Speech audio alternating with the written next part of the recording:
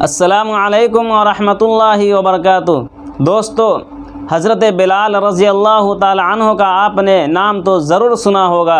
ये एक बहुत मशहूर सहाबी हैं और ये एक ऐसे सहाबी हैं जो हुज़ूर सल्लल्लाहु अलैहि वसल्लम के रहते ज़िंदगी तक मस्जिद नबवी के मुअज़्ज़िन थे। और एक बात और है, ये एक ऐसे सहाबी हैं जो इस्लाम के अंदर जब अज़ान के हुक्म की वही नाजिल हुई तो ये सबसे पहले मुअज़्ज़िन बने। आइए, जब ये इस्लाम में दाखिल हुए थे तो इनके साथ क्या क्या तकलीफ़ें पेश आईं, उस सिलसिले में आपको इस वीडियो में बताता हूँ। ये बहुत दर्द भरा किस्सा है कि ज़ालिमों ने उन्हें कैसे कैसे सताया। आइए वीडियो की शुरुआत करते हैं। जब हज़रत बिलाल रज़ी अल्लाह ताला अन्हु ने इस्लाम को कबूल किया, ये उस वक्त एक काफिर के ग़ुलाम थे। जब उनके मालिक को इस बात का पता चला कि हज़रत बिलाल ने इस्लाम को कबूल कर लिया है, वो हर तरह से सताने लगे। वो इतना सताने लगे कि उनके बदन को खोलकर तपती हुई रेत पर लिटा देते और उनके सीने पर पत्थर के चट्टान रख देते और फिर उनसे कहते क्या तुम इस्लाम से फिर जाओ या फिर इसी हालत में मर जाओ। लेकिन हज़रत बिलाल रज़ी अल्लाह ताला अन्हु का ईमान इतना मज़बूत था कि वो इस हालत में भी एक ही बात कहते थे कि अहद अहद अहद, कि अल्लाह एक ही है, अल्लाह एक ही है, माबूद एक ही है।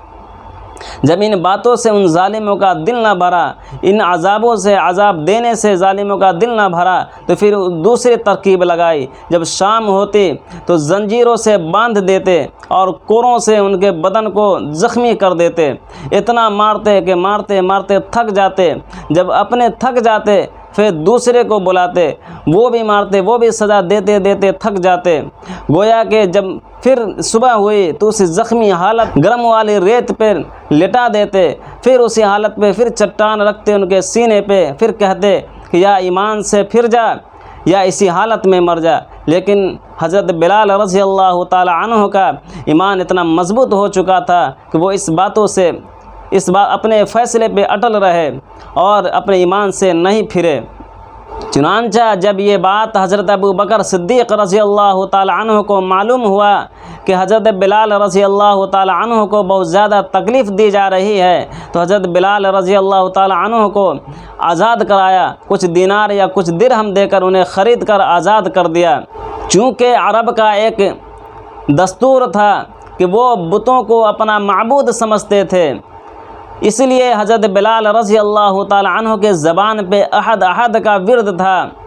इसलिए वो एक एक ही कह रहे थे कि अल्लाह एक ही है, एक ही है। इसलिए वहाँ ज़्यादा बुतों की पूजा की जाती थी।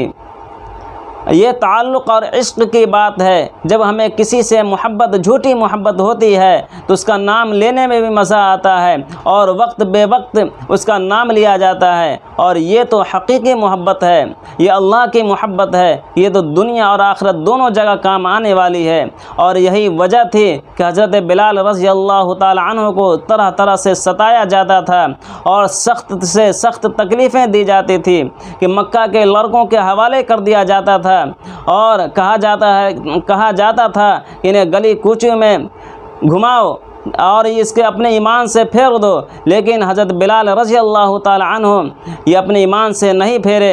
यही वजह थी कि इसका सिला हुज़ूर सल्लल्लाहु अलैहि वसल्लम ने इस बात से दिया कि उन्हें मुअज़्ज़िन का ख़िताब दे दिया और मस्जिद नबवी में मुअज़्ज़िन के लिए मुक़र्रर कर दिया। और हुज़ूर सल्लल्लाहु अलैहि वसल्लम के रहते ज़िंदगी तक ये मस्जिद नबवी के मुअज़्ज़िन बने रहे। और जब अल्लाह के नबी सल्लल्लाहु अलैहि वसल्लम का विसाल हो गया तो मदीना तैयबा में रहना इनके लिए मुश्किल हो गया और उन हुज़ूर सल्लल्लाहु अलैहि वसल्लम की खाली जगह देखकर ये बहुत ज़्यादा परेशान होने लगे। तो इन्होंने ये इरादा किया कि हम जो बाकी ज़िंदगी है हमारी, अब हम इसमें जिहाद में गुजारेंगे। गोया कि वो जिहाद के इरादे से निकल पड़े और एक अरसा तक मदीना तैयबा में नहीं आए।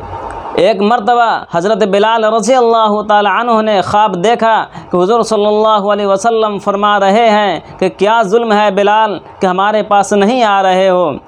जब नींद से जागे तो हज़रत बिलाल रज़ियल्लाहु ताला अन्हु को ये बात समझ में आई कब हमारा बुलावा वहाँ से आ रहा है, और वो मदीना तैयबा की तरफ रवाना हो गए। और जब वहाँ पहुँचे तो वहाँ हुज़ूर सल्लल्लाहु अलैहि वसल्लम के नवासे हसन और हुसैन थे, उनसे मिले और वो बहुत ज़्यादा खुश हुए, और इतने खुश हुए कि खुशी के आलम क्या बताएं कि हुज़ूर सल्लल्लाहु अलैहि वसल्लम के नवासे ने हज़रत बिलाल रज़ियल्लाहु ताला अन्हु से फरमाया कि आप आज़ान दें। तो लाडलों के बातों को कैसे ठुकराया जा सकता था। फिर हज़रत बिलाल रज़ियल्लाहु ताला अन्हु ने आज़ान दी।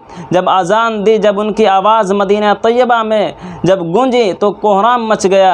औरतें घरों से निकलकर रोती हुई निकली और ये कहने लगी कि अल्लाह के नबी के ज़माने की आज़ान हो रही है।